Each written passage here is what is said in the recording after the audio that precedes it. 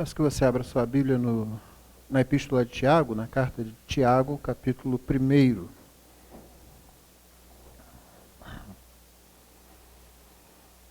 É possível que esse tenha sido o primeiro livro do Novo Testamento a ser escrito, mais antigo inclusive que os Evangelhos. Há uma grande possibilidade disso ter acontecido. Então nós, de qualquer forma, mesmo que ele não tenha sido o primeiro, é certamente um dos primeiros, junto com as duas cartas de Paulo aos Tessalonicenses, possivelmente Gálatas também. Então nós estamos diante de um documento bastante antigo do cristianismo e muito próximo aos eventos em torno da pessoa de Cristo e dos apóstolos. Versículo 17 diz: toda boa dádiva e todo dom perfeito são lá do alto, descendo do Pai das luzes, em quem não pode existir variação ou sombra de mudança. Eu vou repetir, Tiago 1,17. Toda boa dádiva e todo dom perfeito são lá do alto, descendo do Pai das luzes, em quem não pode existir variação ou sombra de mudança.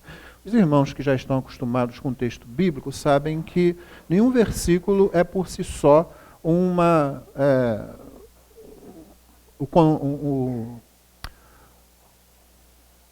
vaso que contém a doutrina, o ensino, ele depende do contexto dele, portanto, nós precisamos entender um pouco da carta e um pouco do capítulo. Não você é capaz de fazer o texto dizer qualquer coisa que você queira que ele diga, ou pelo menos a maioria das coisas que nos são convenientes. De fato, muitos erros, heresias e teologia de má qualidade, inclusive teologia liberal, têm surgido assim.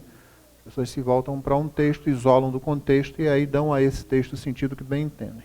Tiago começa mostrando que ele está escrevendo principalmente a pessoas que estão inseridas no contexto judaico e que estão bastante conscientes desse contexto. Em seguida, ele fala do valor das provações. Não é? Ele diz que a gente deve ter alegria quando passar por provações. Essa é uma percepção que ou você é crente e a tem, ou você é apenas um masoquista com uma grande dificuldade emocional.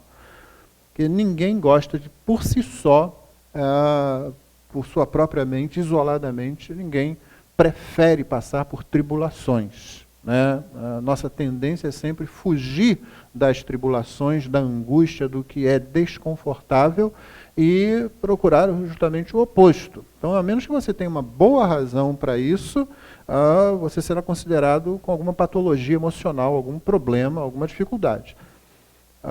Ainda mais se você se alegrar com isso. Né? Em seguida, ele diz que sabedoria vem de Deus. Aqui você pode lembrar dos livros de sabedoria do Antigo Testamento. No Antigo Testamento, a sabedoria, como tratada em Provérbios, Salmos e outros livros de sabedoria, ela não é o acúmulo de conhecimento, ela não é uma mente cheia de dados. Ela também não é o conhecimento de cultura, uma vivência de cultura, uma cultura muito ampla.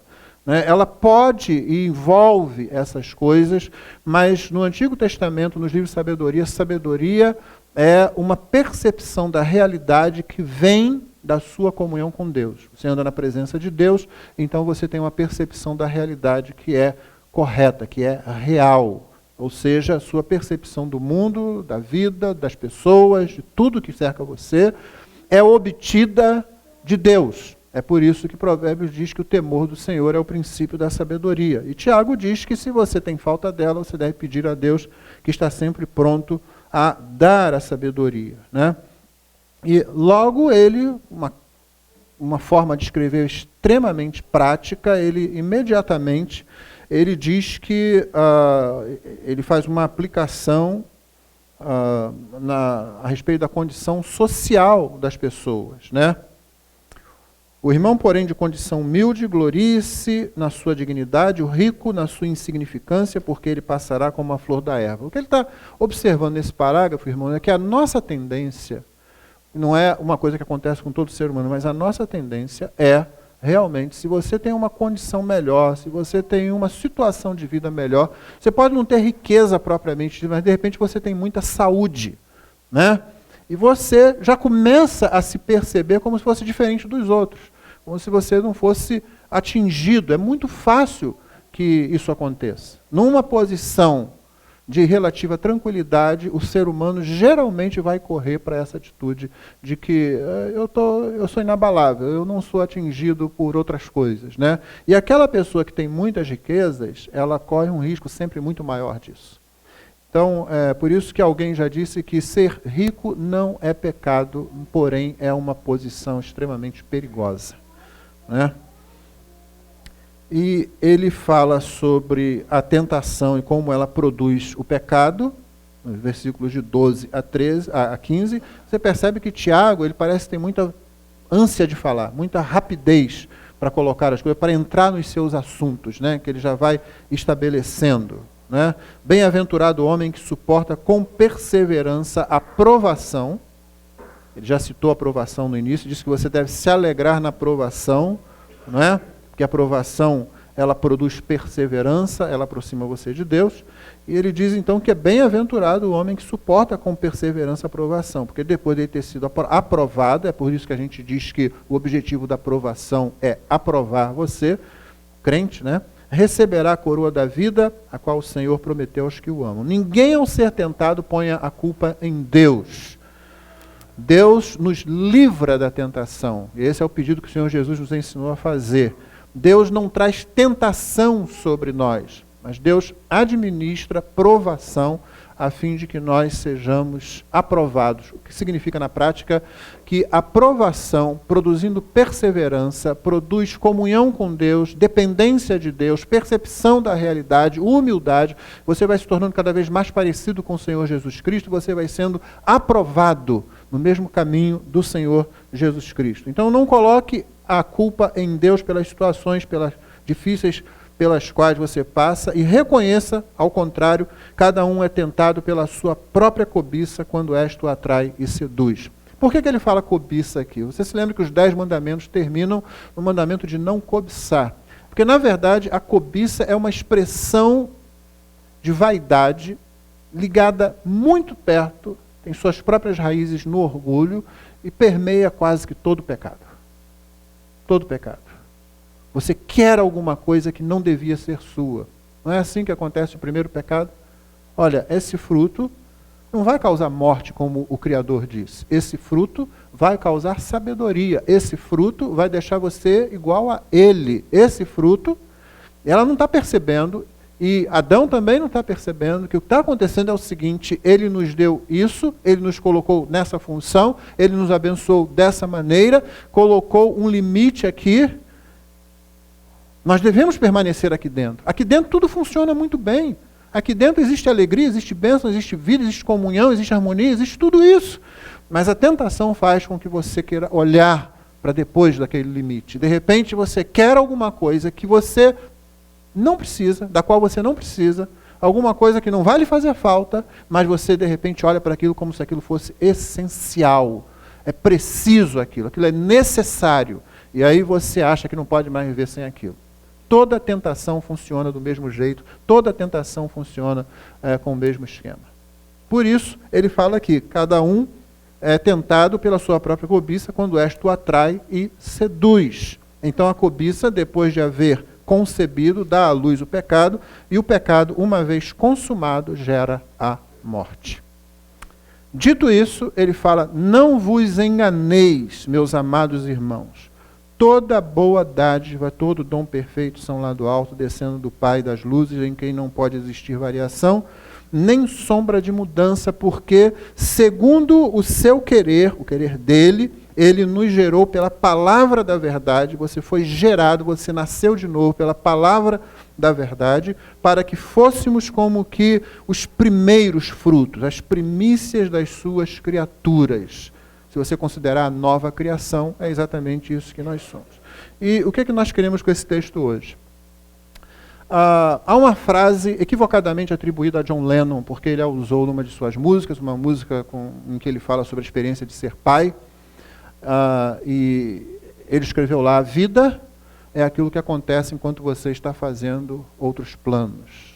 Na verdade, a frase é atribuída um sujeito chamado Alan Saunders, cerca de quase 30 anos antes, em janeiro de 1957, numa revista do Reader's Digest, que aqui no Brasil é conhecido como Seleções do Reader's Digest. Essa frase já saiu lá, Lennon apenas a colocou na música. Divulgou esse pensamento, né, que está bastante correto, principalmente quando, eu vim a pensar recentemente, quando se aplica a crentes. A vida é aquilo que acontece enquanto você está fazendo outros planos. Eu acho que crentes são muito vítimas dessa verdade. Crentes caem muito nesse laço. Crentes têm dificuldade de aplicar as doutrinas às suas vidas. E a principal dificuldade vem do fato de que nós, em geral, não queremos pensar sobre as doutrinas. Nós não queremos refletir sobre as doutrinas. Nós usávamos, na minha época, uma palavra, uma expressão, na minha época de adolescente, de juventude, que ainda é usada hoje, mas eu ouço com menos frequência. Fala assim, meditar na palavra de Deus. Né? Nós temos um cântico que diz que nós devemos meditar no amor de Deus, não é? A Bíblia fala sobre meditar na própria palavra, meditar na lei de Deus, meditar acerca do Senhor. Todas essas ordenanças estão lá. Meditar significa pensar, refletir. Ponderar, que é outra palavra usada no Novo Testamento, significa pensar, é raciocínio, é você parar e pensar. Né? Eu lembro de ouvir John MacArthur uma vez, em que ele esteve aqui no Brasil, alguém perguntou para ele assim, como é que eu faço para entender um texto bíblico? E ele disse que a resposta que ele deu foi a seguinte, olha, a habilidade de entender um texto bíblico consiste em você sentar o traseiro numa cadeira, colocar a Bíblia diante de você e só sair dali quando entender o texto. Ele está correto. A grosso modo é exatamente isso. Nós temos dificuldade de parar diante do texto bíblico. Nós achamos que é uma perda de tempo. Nós achamos que não estamos fazendo alguma coisa. E há alguém até que cita o texto bíblico contra a própria doutrina, quando diz assim, olha, a letra mata. Né? A letra mata. O que Paulo está falando quando ele diz isso? Ele está dizendo que você não tem que estudar? Ele está dizendo que você não tem que ler? Ele está dizendo que você não tem que pensar? Não. Paulo está falando sobre o uso incorreto da lei de Deus, principalmente pelos judeus. É isso que ele está dizendo. Se você vai depender da lei, se você vai fazer o seu caminho para Deus pela lei, você vai morrer no final. Morte eterna, inclusive. Você está em morte espiritual e vai continuar nisso até a eternidade. É nesse sentido que o Espírito da vida, o Espírito vivifica. Quem foi que deu a lei? Moisés. Você acha que a lei saiu da cabeça de Moisés? Estudamos há pouco tempo aqui o Catecismo Maior, na parte que ele fala sobre a lei moral, do 1º ao 10º mandamento, e uma das coisas que observamos é que na apologética pressuposicionalista, quando você olha para os 10 mandamentos, você não consegue, necessariamente você não consegue pensar que aquilo possa ter saído de um ser humano. É preciso que tenha alguém por trás. É preciso que haja uma personalidade absoluta por trás. Senão, nenhum ser humano vai dizer, não terás outros deuses diante de mim. Ninguém elabora isso. Quando o ser humano elabora realmente alguma coisa, ele vai dizer, não terás um Deus só. Talvez ele diga isso. Poderás ter vários deuses. Nós criamos o politeísmo, a ideia de vários deuses, dividindo ali. Por quê? Porque são simplesmente o reflexo do pensamento, do raciocínio de cada ser humano, que é o que a gente faz, não é? Um olha para a lua aí, aquela que é a deusa, o outro olha para o sol, o outro olha para um jacaré, o outro olha para si mesmo. E aí você cria deuses aqui e ali, você vai fazendo isso. Para que haja alguém que chegue assim, existe só um único Deus verdadeiro, é preciso que isso venha do único Deus, só Ele vai dizer isso. E todo mais que está ali surge assim. É assim que a lei moral surge. Não surge do coração, da ideia, da invenção das pessoas. É o Espírito que dá a lei. Então, quando Paulo fala que a letra mata, você precisa se lembrar que quem deu a letra inicialmente, a letra da lei, foi o próprio Espírito. Para ser aplicada, para ser vivida de um certo jeito pelo Espírito. Os judeus entenderam a coisa errada, como muitos crentes ainda fazem hoje. Não vamos acusar os judeus tão rapidamente, porque nós fazemos exatamente a mesma coisa. A distância para o legalismo é sempre muito curta. Para a gente transformar a fé e a vida em legalismo, é sempre uma distância muito curta, não é?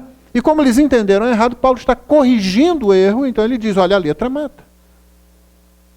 Fora isso, irmãos, Paulo mesmo é que diz várias vezes, Timóteo, pondera essas coisas, reflete, pensa sobre essas coisas, porque Deus te dará entendimento em tudo. No capítulo 14 da primeira carta aos Coríntios, ele diz, todos sejam meninos, crianças, infantis na malícia, mas no pensar sejam todos homens adultos.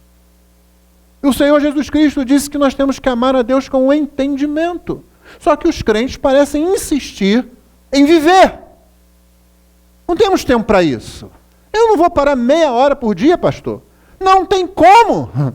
Eu não vou parar 1 hora por dia para pensar nisso aqui. Eu vou perder meu tempo. Eu tenho que estar casado. Eu tenho que fazer funcionar meu relacionamento com a minha mulher. Eu tenho que criar meu filho. Eu tenho que criar minha filha. Não tenho tempo para parar com isso aqui. Eu não vou pensar sobre isso. Eu não vou. Eu tenho que trabalhar, eu tenho que comer, eu tenho que me vestir, eu tenho que me divertir. Eu não sou uma máquina, pastor. Pregador, eu preciso me divertir. Eu trabalho de segunda a sexta, às vezes de segunda a sábado eu acordo 6 horas da manhã. Como eu vou parar para pensar sobre isso? Não é assim, irmãos? Que a gente entra ano, sai ano, celebra aniversário de igreja, 10, 20, 30, 40, 50 anos, e continuamos fazendo as mesmas coisas, rodando as mesmas coisas, patinando no mesmo erro, na mesma lama, sem sair dali. Aí alguém fala assim, encontro de casal, aí eu corro para lá, porque lá alguém vai me ensinar a lidar com a minha mulher. Aqui eu nunca vou aprender isso. Pastor, não tem como eu aprender isso. O pastor tinha que ser mais prático. O pastor tinha que falar para mim o que eu digo para ela quando ela me perturbar a paciência. Eu tenho que ir a um encontro de casais, porque senão eu não sei lidar com meu marido. Aquele homem incompreensível, aquele homem chato, aquele homem que só critica, aquele homem que só reclama. Lá eles vão me dizer. Lá eles têm joguinhos. Lá eles têm brincadeiras. Lá eles têm uma série de coisas. Meu irmão sabe aqui que eu falo em encontro de casais já há muito tempo. Há poucas semanas estive falando, como sempre faço, anualmente. Falo para uma equipe de encontro de casais. Eu não desvalorizo, não. O que eu vejo que não tem valor nenhum é essa atitude do crente, achando que terceiros vão resolver os problemas dele, dela. Porque ele não para, ela não para diante da Escritura, ela não medita, ele não pensa, ele não reflete, ele não quer aplicar isso à própria vida, ele precisa de alguma coisa. Tem que ter um curso para paz. Agora sim, agora um especialista cristão em paternidade vai me dar fórmula, a receita para eu criar filhos. Porque eu não tenho tempo de parar e pensar sobre isso. Então essas coisas, irmãos, o encontro de casais, a conferência sobre paternidade, a conferência sobre pastorado, sobre liderança de igreja, sobre crescimento e plantação de igreja, todas essas coisas que eu não desvalorizo, vamos frisar isso. Tenho participado de algumas delas ao longo desse tempo de ministério. Elas são muito úteis e são muito abençoadoras para aquelas pessoas que sabem usar isso. As pessoas que sabem usar isso são aquelas pessoas que amam a Deus e mostram que amam a Deus amando a palavra de Deus, que é onde Ele se revela para a gente. Então, quando elas vão a essas situações, elas sabem como usar. Elas estão informadas pelas Escrituras e sabem como utilizar-se dessas ferramentas. Sabem, inclusive, como analisar essas ferramentas e até dizer assim, bom, isso aqui é até muito interessante, mas não serve absolutamente para a minha realidade. Essa situação aqui funciona muito bem para aquele casal, mas não vai funcionar lá em casa de jeito nenhum, porque a nossa situação é outra. Porém, já aquilo que disseram, isso sim, é uma coisa que eu não tinha despertado para ela e está de acordo. Porque senão, irmão, é capaz de dar em algum tipo de coisa, isso acontece, em algum tipo de encontro, e tem muitos encontros de casais, tem os bons e tem os ruins, como tudo mais que o ser humano faz. Então, de repente, você vai a um encontro de casal em que a solução é sempre mística. É milagrosa. Eles não têm coragem lá de colocar um colar de contas milagroso, então eles ungem a sua aliança. E parece que se você tiver a aliança ungida, pronto! A harmonia cai dentro de casa de uma forma fantástica, de uma forma maravilhosa. Eles ensinam algum tipo de reza forte, reza gospel. Você fala certas coisas. Talvez eles digam, olha, na verdade foi um pacto que o seu antepassado fez quando ele estava lá metido com a feitiçaria, com a bruxaria, seja lá o que foi isso, e aí quando ele estava lá ele fez um pacto, você tem que desfazer esse pacto. Pode não ser um troço tão assim, que seja um extremo, pode ser uma coisa intermediária. Coisas que tirem do teu ombro, meu irmão, minha irmã, a responsabilidade de ser o marido, de ser a mulher, a esposa. Nós gostamos muito disso. Me ensina uma fórmula mágica, me ensina um método que eu possa culpar quando a coisa não funcionar. Me ensine alguma coisa que tire dos meus ombros a responsabilidade de pensar, de lutar, de tentar, de não conseguir num primeiro momento, de insistir num segundo, num terceiro, num quarto, no quinto, no sexto, no sétimo, no oitavo, 70 vezes 7. Me ensina um negócio que eu possa dizer assim, eu tentei, mas não deu certo.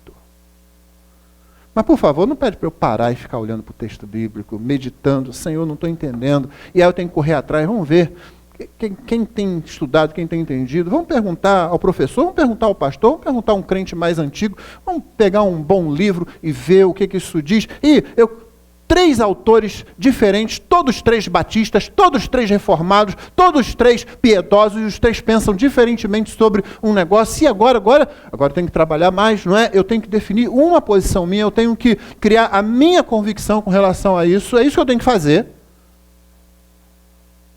Não dá. Pode. Não tem tempo para isso, pastor. Esses camaradas aqui deviam não fazer mais nada na vida. Paulo, Pedro, João, Jesus então, Isaías, Daniel. Daniel devia ficar só orando o tempo todo. Esse negócio de que ele era uma espécie de primeiro-ministro, quase o tempo todo que esteve na sua vida adulta na Babilônia foi liderando altas áreas governamentais. Não pode ser verdade. Não dá tempo para isso. Ele não devia orar 3 vezes ao dia. Ele devia passar o dia todo orando lá. Deve ter sido isso que aconteceu. Porque é impossível. Daniel nos condena a todos, não é? O sujeito não era só o primeiro-ministro, o grão-vizir, ou seja lá, o título que você melhor achar que se atribui à função dele. Em vários momentos, de mais de um império, em que ele esteve lá no alto. O problema é que ele faz isso ainda num ambiente completamente antagônico à fé que ele tem. Não é só um monte de atividades, é ter que lidar com um ambiente religioso antagônico. Viver a fé num ambiente contrário, em alta posição. Não podendo simplesmente chegar e vamos implantar a lei de Moisés agora na Babilônia, ou no Império Medo-Persa. Não, vamos implantar, vamos mudar tudo. Não é para isso que ele está ali, ele não tem autoridade, não tem condições de fazer isso. Ele está lá, naquele lugar, naquela situação, com tudo contrário, e ainda tem que viver a sua vida, e vive. Como? Mas eu não posso, eu não tenho como fazer isso. Trabalho 8 horas por semana, pego trânsito, né? Acordo cedo, dormo tarde. Sábado eu tenho um monte de troço para fazer em casa. Quando não trabalho, sábado. Não é? Eu estou cansado. Ainda tenho que dar atenção para a mulher, atenção para o marido, atenção para filho. Pastor, tem outro jeito, não? Esse negócio de parar, meditar, pensar. Então a vida é o que acontece para o crente. Ela está acontecendo e ele não está percebendo que ela está acontecendo, que ela está passando. 10 anos, 20 anos de cristianismo e nada. A fé não amadurece, continua as mesmas reações, as mesmas ações com relação às pessoas. Continuamos ainda reclamando de relacionamentos e medindo a igreja pelos relacionamentos que nós percebemos emocionalmente. A igreja é boa porque hoje está todo mundo se abraçando, se agarrando. Vamos se enrabixando um com o outro, tá boa a igreja. A igreja, ninguém me ligou essa semana.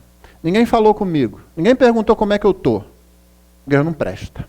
Vou sair dessa igreja. Essa igreja não funciona. Importa a doutrina. Que doutrina? Ei, que negócio de batista reformado, o quê? Eu quero um lugar onde eu seja acolhido.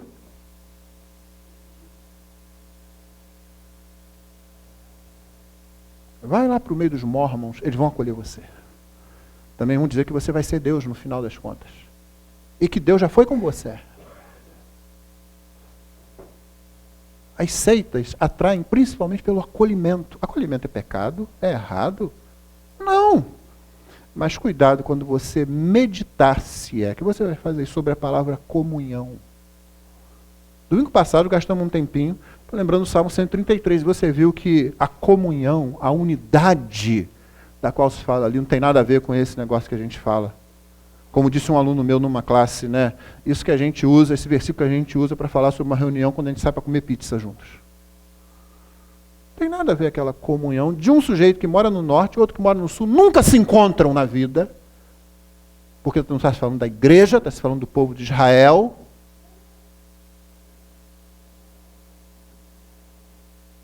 Que já teve no passado, naquela época, um território muito maior do que tem hoje. Está falando, ó, quão bom e quão suave é, quão agradável é que os irmãos vivam em união. Você está achando o quê? Que o sujeito que vivia lá no norte, com outro que vivia lá no sul, eles vinham se abraçar no meio? Que eles se conheciam, sabiam um da vida do outro? Aí nós medimos a igreja por isso. A igreja deve ter comunhão, sim, a gente deve se abraçar, sim, a gente deve procurar saber, mas não é essa a base da igreja. E aí, entra ano, nós estamos lidando com o mesmo problema, mesma dificuldade sempre, e nada. Ele está tentando empurrar, e nada. Aí você vai falar sobre doutrina, vai falar sobre Bíblia, as pessoas sabem a mesma coisa.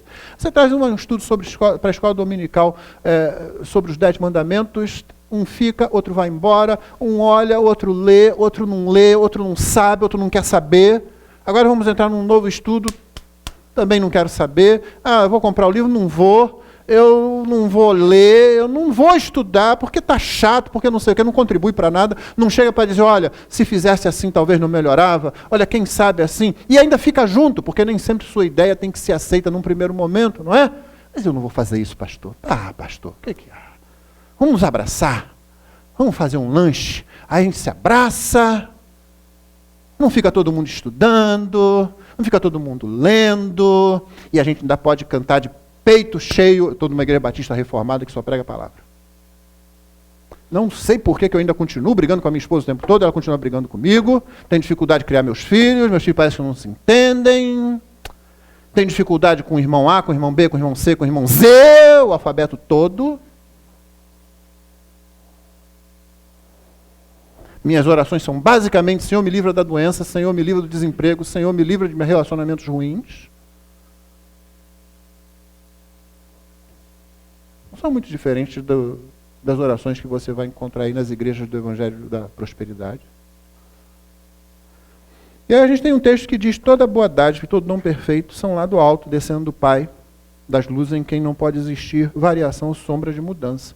Vamos falar sobre isso, vamos falar sobre cosmovisão. Pastor, de novo essa palavra. Isso aí não significa nada. Cosmovisão, filosofia, pastor está perdendo tempo com esse negócio. Aí meu filho cai doente, não tem nada a ver com cosmovisão. Deus não sabe o que está acontecendo. Deus, agora eu corro para ele, porque agora eu vou orar para ver se ele faz alguma coisa.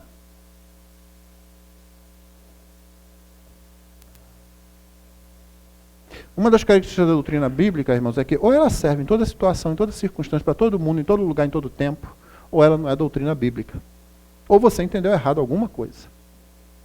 Porque se ela é uma doutrina realmente das Escrituras, então a coisa é diferente. Ela serve para todo mundo, para todo tempo, em todo lugar, sempre para a igreja. O texto diz que toda boa dádiva e dom perfeito são lá do alto. Está dizendo o seguinte, não existe outra fonte do que é realmente bom, do que é realmente prazeroso, que não Deus, o Criador. Não tem outra fonte. É por isso que C.S. Lewis faz aquele demônio maior, mais elevado, tal do morcegão, dizer para o cupim, no seu excelente livro Cartas do Inferno, ou Cartas do Diabo ao Seu Aprendiz, conforme a edição, ele vai dizer assim, olha, nós, com toda a nossa pesquisa, todo o nosso empenho no departamento de pesquisas e ciência do inferno, nunca conseguimos criar nenhum prazer. O pensamento não é dele, é bíblico realmente. O diabo, o inferno, os demônios nunca conseguiram e nunca vão conseguir criar nada. O Criador só tem um. E muito menos nunca vão conseguir criar nada bom, nada prazeroso. E o demônio continua dizendo o seguinte, instruindo o mais novo: tudo que a gente consegue fazer é adulterar, exagerar, fazer com que os prazeres sejam utilizados de forma errada. Só o que a gente consegue fazer.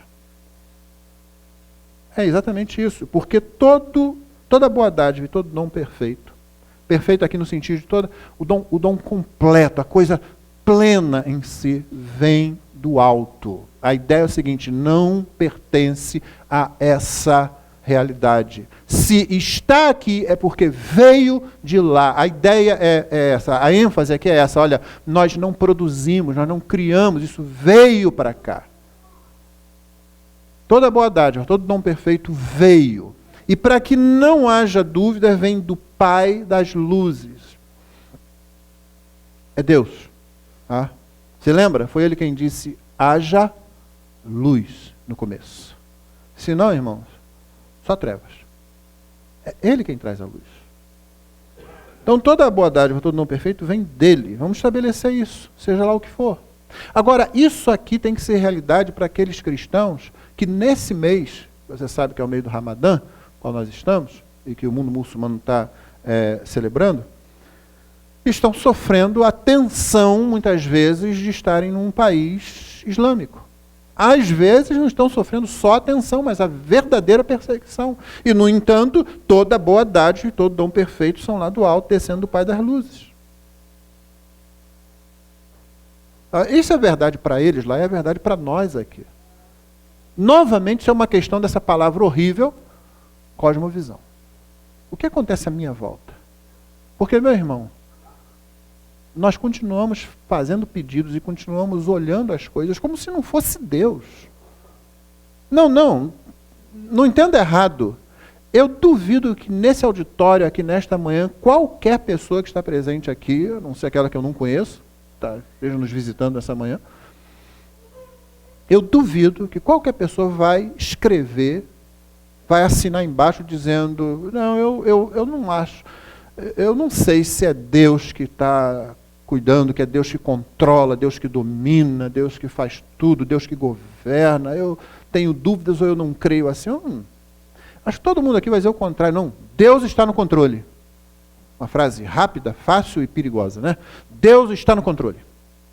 Todo mundo vai assinar embaixo disso. Depois a gente tem que ver o que a pessoa quer dizer com isso.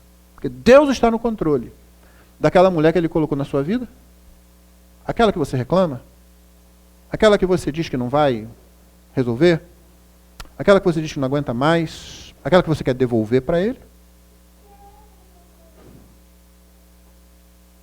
Deus está no controle daquele marido. Ele te deu aquele marido que você está reclamando, aquele marido cheio de defeito. Ele achou que aquele marido é necessário na sua vida. Aí temos que pensar mais. Viu por que tem que pensar? Peraí, pastor, e as decisões erradas que eu tomo?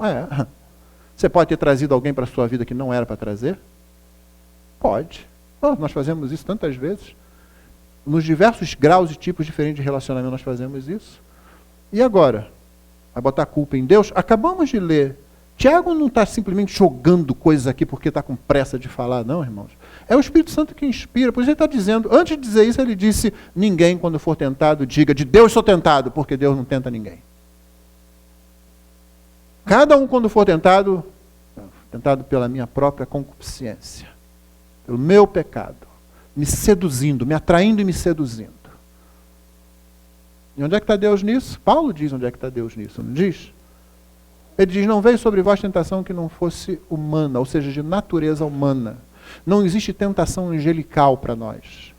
É por isso que ele diz que não veio tentação que você não possa suportar. Toda tentação que vem sobre você mesmo, você pode suportar. Todo aquele negócio que diz assim: foi mais forte do que eu, uma frase, um clichê usado em tantos filmes, não é? Foi mais forte do que eu, não funciona para o crente. Não tem como funcionar para o crente. Toda situação que chega até a gente, a Escritura diz: você pode suportar. Primeiro, Porque você já é uma nova criatura. Você não pertence mais a essa ordem da nova criação. Se alguém está em Cristo, nova criatura, ou como diz o texto literalmente, nova criação é. Paulo não está falando de comportamento, Paulo está falando da natureza da vida. O contexto ali não é de mudança de comportamento, embora a gente adore usar esse versículo para dizer de comportamento alterado, né? Porque realmente, dependendo principalmente do tipo de vida que você tenha tido anteriormente à sua fé, realmente vai haver uma mudança brusca, não é? É impossível que a pessoa que tem uma vida completamente devassa, dissoluta, continue vendo daquele jeito. Então você vai notar um contraste. Se uma pessoa tem uma vida em que ela é cumpridora dos seus deveres e tenta fazer as coisas certas, talvez você não veja uma mudança de comportamento tão drástica assim, embora tenha havido uma mudança de natureza, de coração, conversão. Paulo não está falando de comportamento. E não é o que Tiago também diz aqui? Logo no texto seguinte, pois segundo o seu querer, diz o verso 18, ele nos gerou pela palavra da verdade para que fôssemos como primícias das suas criaturas. É basicamente o que Paulo está falando aos Coríntios, quando ele diz, na segunda carta, se alguém está em Cristo, nova criatura, nova criação é. E por isso é que ele vai dizer na primeira carta, não veio sobre vós tentação que não fosse humana.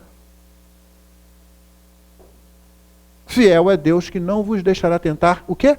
Acima do quê?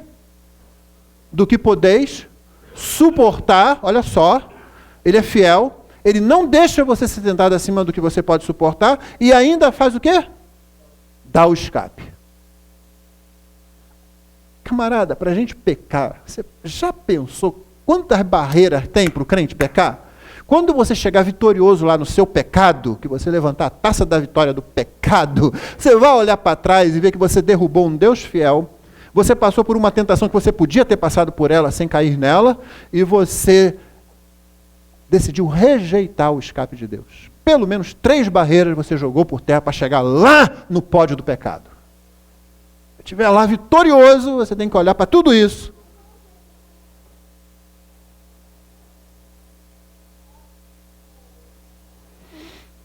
Se você tiver a ideia de que todo dom perfeito, toda boa dádiva vem realmente de Deus, se você lembrar de Romanos 8, como é que diz lá?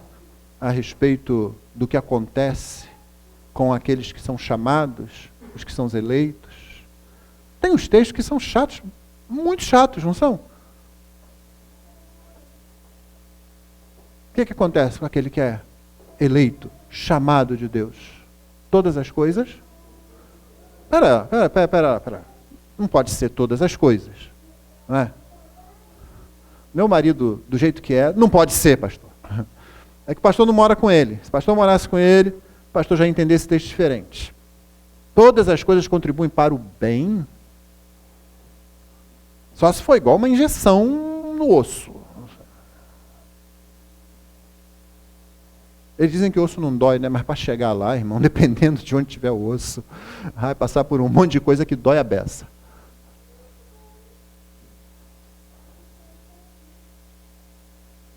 O bem. Todas as coisas cooperam para o bem. E às vezes é realmente como uma injeção. A questão não é essa. A questão é, todas as coisas boas vêm de Deus? É assim que nós pensamos? Porque dificilmente alguém aqui nesse salão essa manhã vai dizer esse texto está errado. Dificilmente você vai pegar e riscar e dizer, não, Tiago aqui cometeu certamente um erro. Mas nós vamos fazer isso na prática da nossa vida. Na prática da nossa vida é o que a gente vai fazer muitas vezes. E aí, quando a gente chega à conclusão de que aquela situação de relacionamento, aquela circunstância de desemprego, aquela circunstância de doença, aquela circunstância de angústia, aquela situação que perturba a nossa existência, vem de Deus, é boa para nós. Meu irmão, minha irmã, só tem um jeito de você sair disso sóbrio, com vida, do outro lado, é se você parar e meditar nisso. é você harmonizar o que a Bíblia diz. E para isso você tem que conhecer as Escrituras. E talvez você precise de ajuda, sim. Talvez você precise de ajuda. Nenhum de nós caminha sozinho. A igreja foi dada justamente porque precisamos de ajuda. Mas não é de alguém que vai fazer o seu trabalho. Não é de alguém que vai tomar decisões por você. Não é de alguém que vai colocar palavras na sua boca e raciocínio na sua cabeça. Só você pode fazer essas coisas e Deus capacitou você para isso na criação e depois na nova criação. A questão agora é, o que eu faço com isso? Porque se eu permanecer simplesmente deixando a coisa correr, então a vida está passando enquanto eu estou fazendo outros planos. A vida cristã, a vida do Espírito, a vida de dependência espiritual, a vida na presença de Deus, está passando. Está passando. Ano após ano, eu continuo reclamando das coisas. Ano após ano, eu querendo que alguém me dê uma receita, um método infalível de resolver aquele problema que eu não consegui resolver ainda. Ano após ano, está tudo passando lá, enquanto eu estou fazendo outros planos aqui. Inclusive, havia outros planos na igreja. Projetos na igreja. Estou falando só da vida particular, não. Se eu não paro, irmão, se eu não vou tomar uma decisão, mesmo que ninguém mais tome essa decisão na minha igreja, mesmo que nenhuma outra pessoa faça isso. Se eu não paro, se eu não começo a levar a sério, se a minha devoção pessoal a Cristo, quando eu fico sozinho com Ele, se resume apenas nas orações de petição que eu faço, com uma entradinha de louvor e o final, em nome de Jesus, amém?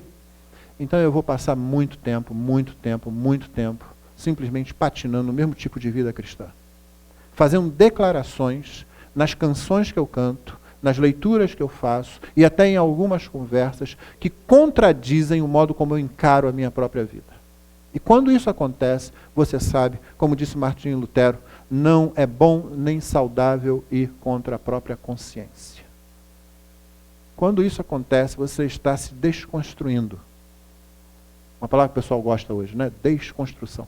É o que o crente está fazendo. Quando a vida está passando e ele está fazendo outros planos sem parar para pensar, para viver esse tipo de vida, porque ele não tem tempo, porque ele não pode, porque ele não tem paciência para isso, porque tem muita coisa para fazer, porque só quem tem determinado tipo de emprego é que pode fazer isso, só quem tem determinado tipo de saúde é que pode fazer isso, só quem mora numa casa harmoniosa que pode fazer. Aí a gente vai pensar em Daniel de novo. Na Babilônia, numa situação em que ele não é soberano, com uma fé que se opõe a tudo que está à volta dele, e ainda assim, vivendo uma vida de fidelidade. E aí a gente fica condenado de novo. Aí a gente tem que voltar para o nosso ambiente e começar a pensar, eu preciso tomar algumas decisões, mesmo que ninguém mais tome. Porque senão daqui a 10 anos, algum outro pastor vai estar pregando uma mensagem semelhante a essa, e eu vou olhar para trás e ter que admitir, eu não mudei nada, eu não cresci nada, eu não conheço mais Cristo hoje do que conhecia 10 anos atrás, eu não cresci na graça, no conhecimento. E talvez sua cabeça, sua mente esteja cheia de dados doutrinários reformados. Você leu um monte de livros, fez um monte de discussão na mídia, e como alguns de nós gostam de discutir, como se a doutrina fosse dada para isso. Um monte de dados, ouviu um monte de mensagens, sabe recitar um monte de autores, mas continua patinando as mesmas coisas sempre.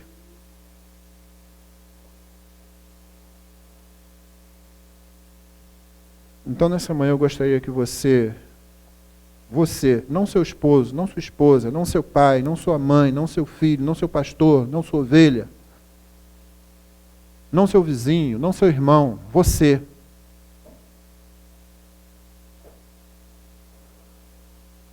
Tomasse uma decisão. Não se preocupe, eu não vou fazer nenhum apelo para você vir aqui à frente, não. Até porque isso já se provou pela história da igreja que não funciona. Mas se você não toma uma decisão, meu irmão, minha irmã, você vai continuar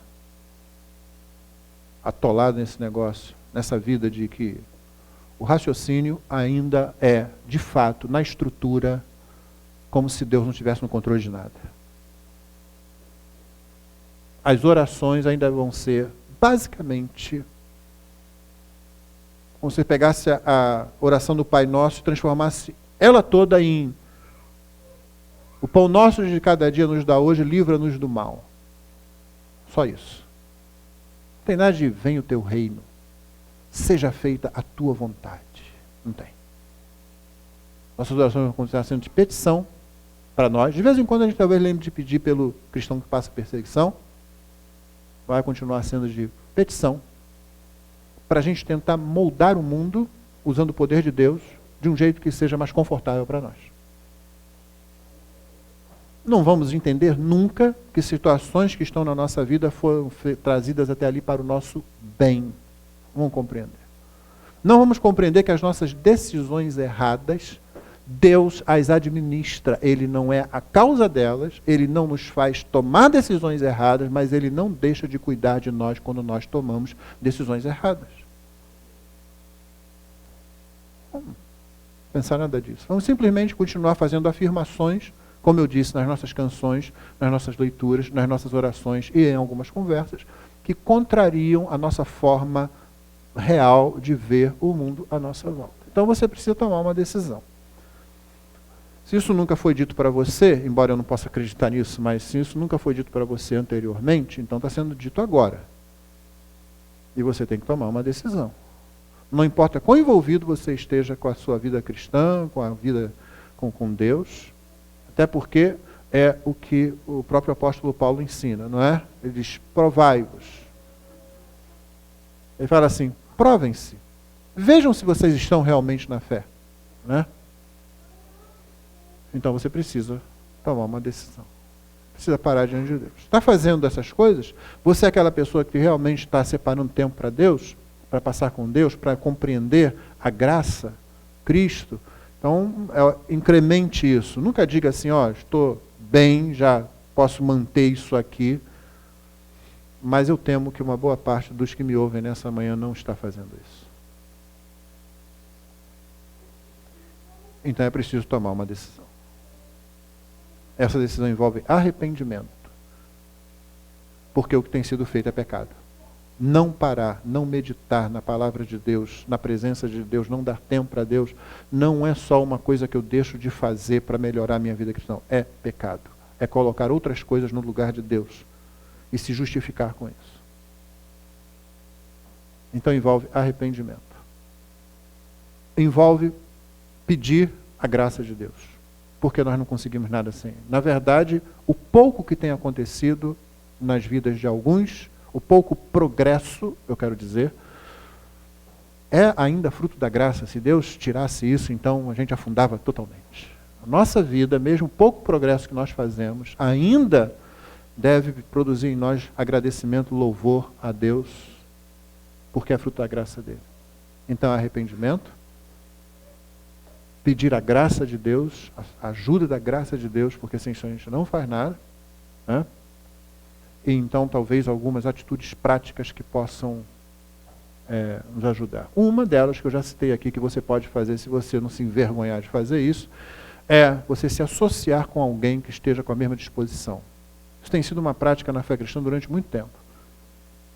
Escolhe um irmão, uma irmã, de preferência um irmão escolhe um irmão, a irmã escolhe uma irmã, né? Para se associar com relação àquilo. Sabe como é que é, né? Um presta contas ao outro. Não é para criar uma afinidade, não. É para um trabalho de missão.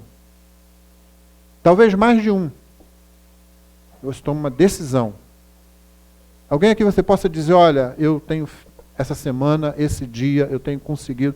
Alguém que seja um ouvido para o qual a sua voz tenha que sair da sua boca, porque senão fica só um pensamento dentro da nossa cabeça, a gente não se ouve, e é muito importante quando a gente ouve a nossa própria voz falando certas coisas.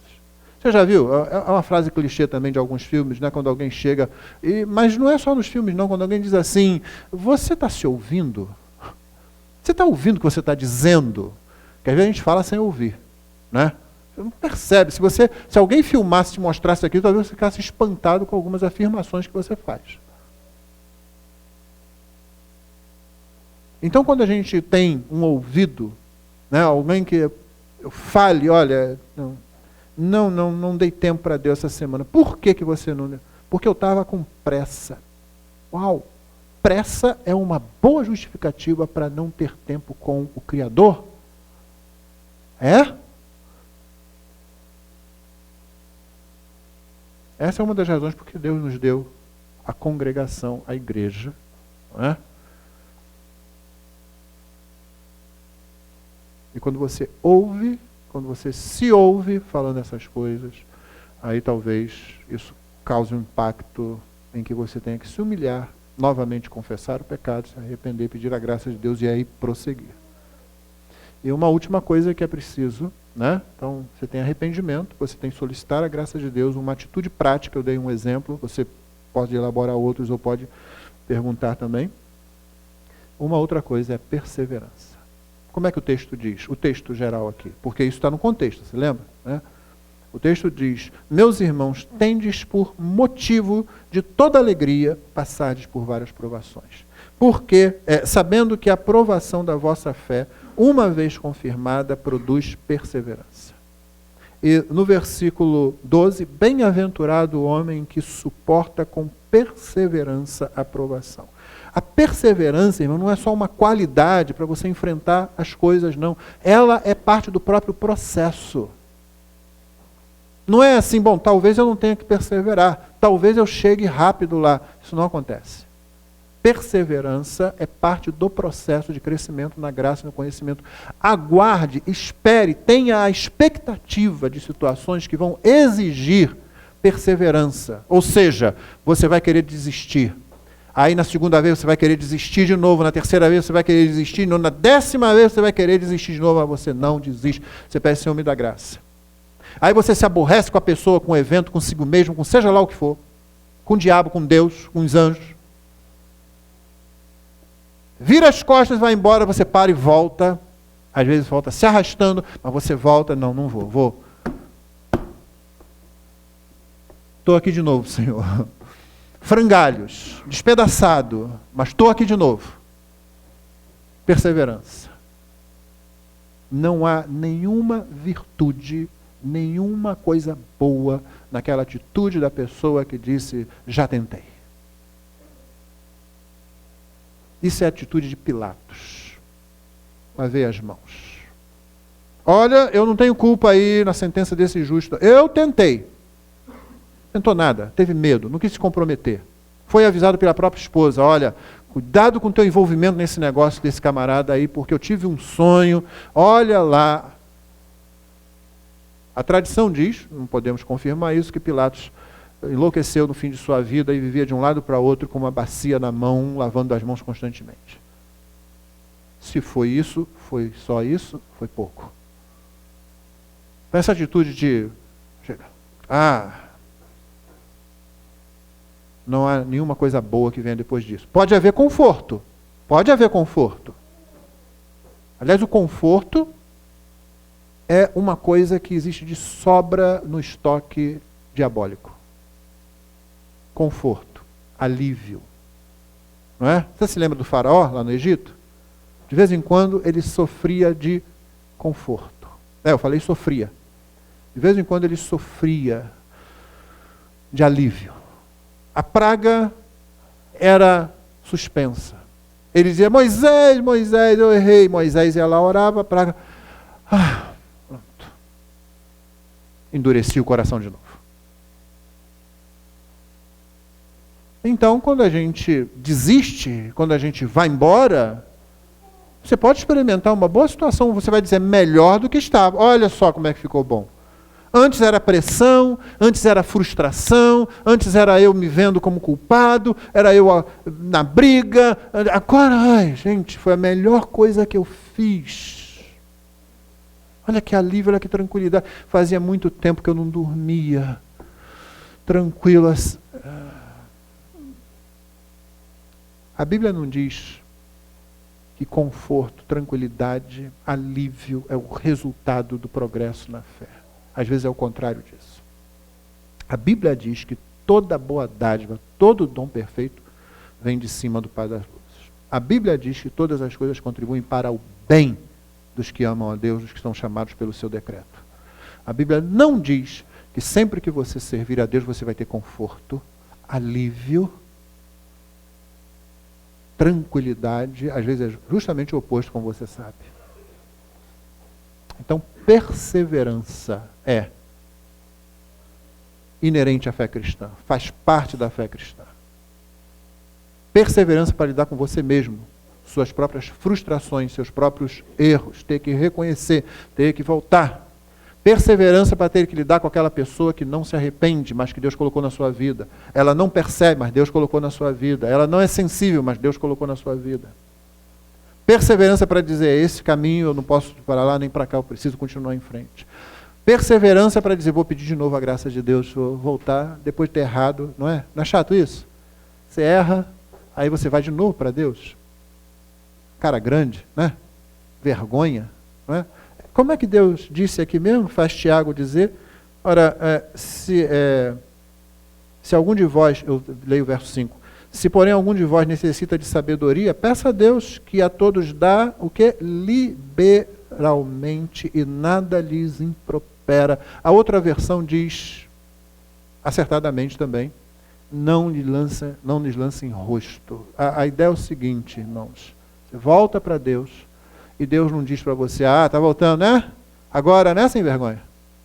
Não deu certo, né? Está de novo aqui, não é? Veio se humilhar de novo. Será que dessa vez é de verdade?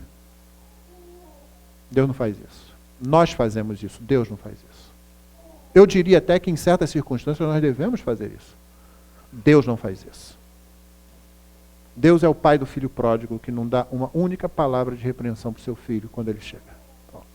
Então, persevera, não tem esse negócio de vou voltar de novo, com a cara grande, vermelha, Senhor, falhei de novo. Porque o Deus que disse, se teu irmão vier 7 vezes no dia, arrependido, pedindo que você perdoe, perdoa. Ele certamente também faz isso. Então está aí.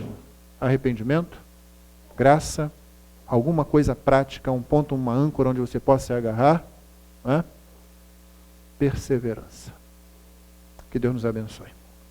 Vamos ficar de pé e vamos cantar.